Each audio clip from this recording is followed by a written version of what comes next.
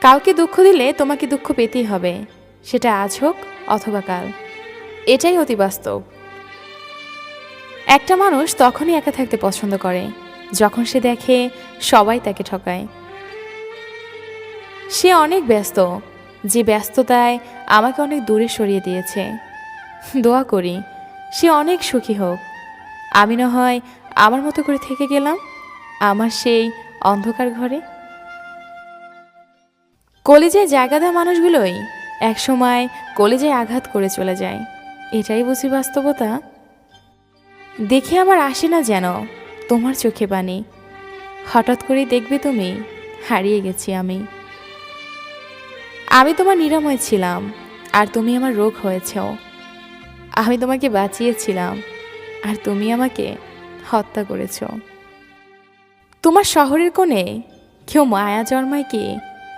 আমি এখনো ভাবি সেই তোমাকে ফেরানো যাবে কি? সুখী তো তারাই হয় যারা অন্যের বুকে ছুরি মেরে ভালো থাকতে জানে। চিরচেনা সেই রাত জাগা, নির্ঘুম সেই ভোর দেখা, সব আগের মতোই, শুধু কারণগুলোই কেমন যেন বড় অচেনা।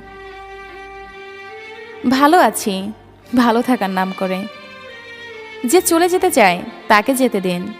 সে যদি আপনার হয়ে থাকে তবে সে ফিরে আসবেই। তিল তিল করে গড়ে ওঠা ভালোবাসাটা আজ অসহায় তোমার নিখুঁত অভিনয়ের কাছে।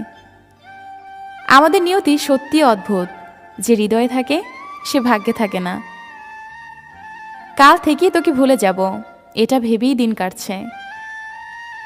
যখন অন্ধকারটাই ভালো লাগে তখন আমি কেমন আছি বলার অপেক্ষা রাখে না।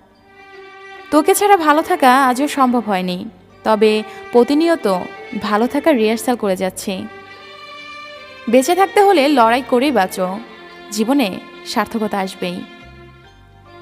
যে পথে দুজন হেঁটেছি আর সেই পথে একাই হেঁটে চলছি, কি ভাগ্য আমার। জীবনে সবচেয়ে